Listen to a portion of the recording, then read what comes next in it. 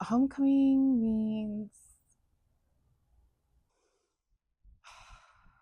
homecoming means coming home to yourself, or realizing and seeing the gap between where you are right now and where the most authentic, real version of you is.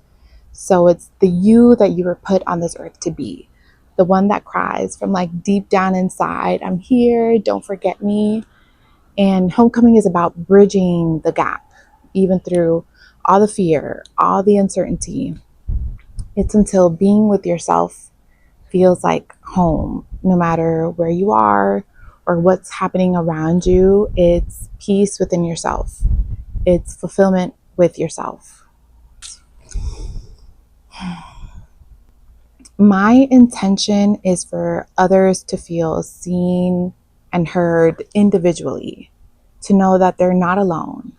I want people to feel that we're all on a similar journey, that even in our darkest moments, we're not separate, and that we're all deeply connected. We're all in this together. I want them to feel that no matter what's happening in the world, there is still a way to feel anchored within yourself, and that it's worth it. It's worth doing the work to bridge the gap between who you are and most honest, whole version of yourself. One of the biggest lies I had to unlearn was that I had to shrink to be loved, that being quiet, agreeable, or invisible was somehow safer or better. And for a long time, I cloaked myself in something more palatable, something easier for others to consume. So I came off shy, and not because I didn't have something to say, but because I thought dimming my light was the only way to belong. And I shut down my voice. And by doing that, I slowly shut down my intuition, my individuality, and my ability to make good choices for myself. So I had to unlearn the belief that I can't and replace it with the truth that I absolutely can. And I currently have to walk through that fear of being seen and misunderstood, and of being too much, and of taking up space. But now I know I was meant to take up space. I was meant to offer something. I was meant to share my light, because there was a time that I almost let it die. And at this point, I'm not going back. All the time, I question nearly every move as a mom, an artist, a wife, a sister, athlete, daughter, all my roles. Am I doing enough? Am I doing it right? Will my kids need therapy because of me? Sometimes it feels like I'm failing in every direction. And then I remind myself that it's my first time living too.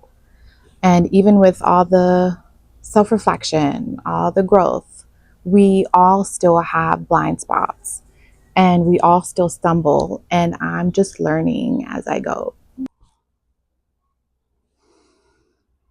Right now, my biggest struggle is grounding myself.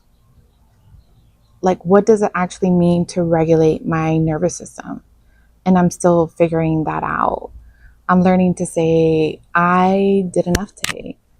I'm learning to not force what doesn't fit, because if I don't invite peace in, if I don't sit in it, how will it ever find me?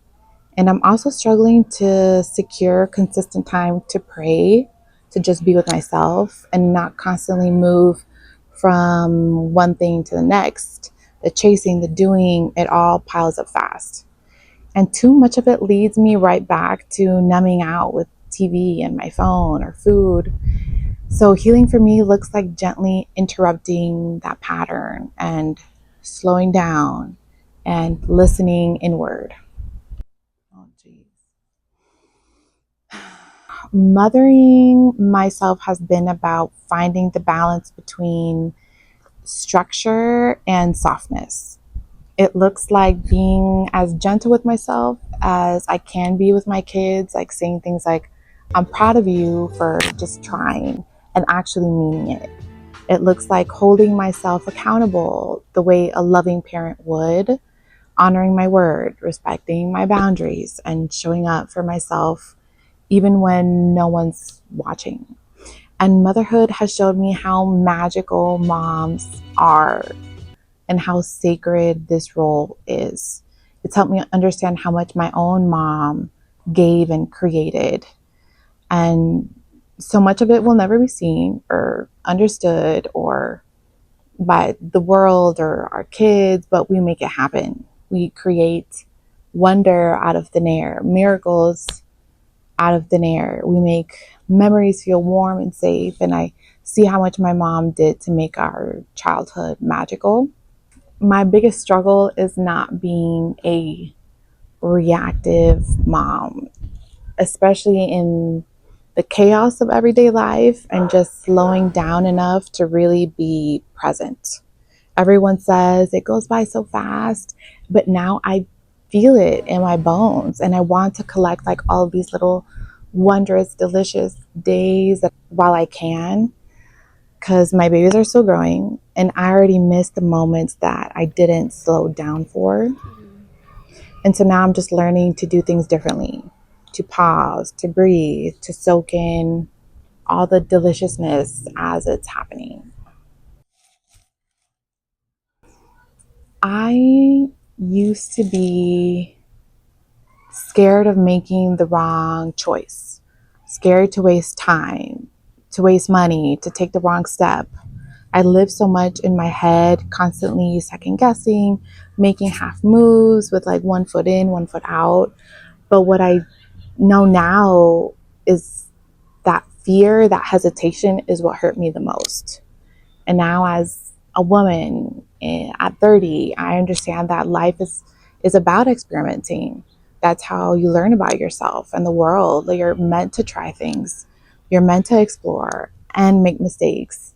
And what matters is you taking those experiments seriously and being playful in spirit, but intentional in your approach and giving whatever you're trying your full effort. That's the human experience, showing up with curiosity and collecting the lessons as you go. I've tried so many things: lashing, studying architecture, trading, MLMs, content creation, and all of them felt like the right step at the time. They weren't mistakes, they were part of my path. And eventually, all of that exploring led me back to what has always been true, which is my art. And it's always been it. But now I can return to it with clarity and experience and confidence. And I carry every lesson with me. And I know there's still more to learn, but now I move forward more grounded in who I am. And I'm not afraid to try and make mistakes. What's one thing? I am still healing my nervous system, learning how to move out of survival mode and into a state of peace and presence. I spent most of my life just bracing for impact, always on alert, always doing. And somewhere along the way, I equated rushing and producing with worthiness. But now I'm learning that I am safe, that I don't have to earn my rest, that I don't have to prove my value through constant doing. I'm learning to give myself permission to just be, even if the to-do list is unfinished. As a mom, wife, and artist and homemaker, there's no way you can just do it all, at least not perfectly. And the more I accept that, the more I create space for gentleness and presence and healing. And it's slow work, but it's sacred work.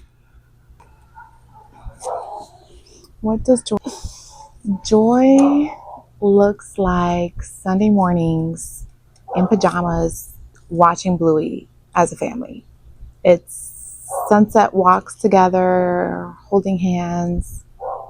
It's womanhood coming together to talk, to laugh, to cry with tea or coffee. It's belly laughs with my husband when the kids are asleep.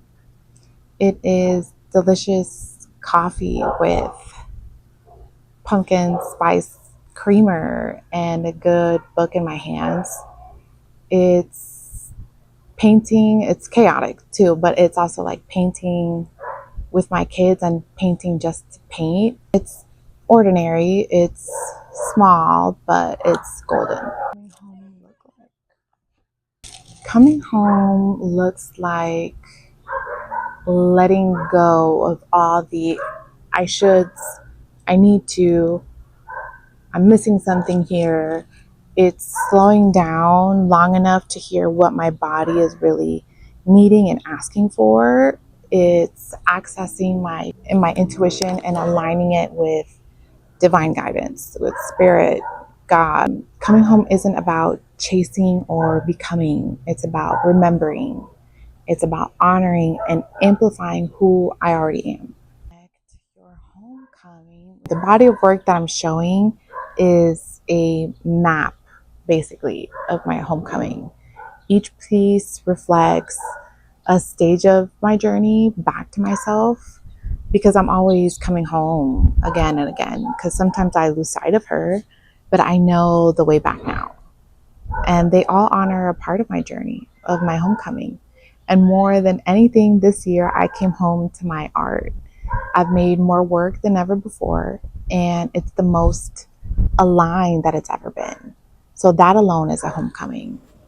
That alone is worth celebrating.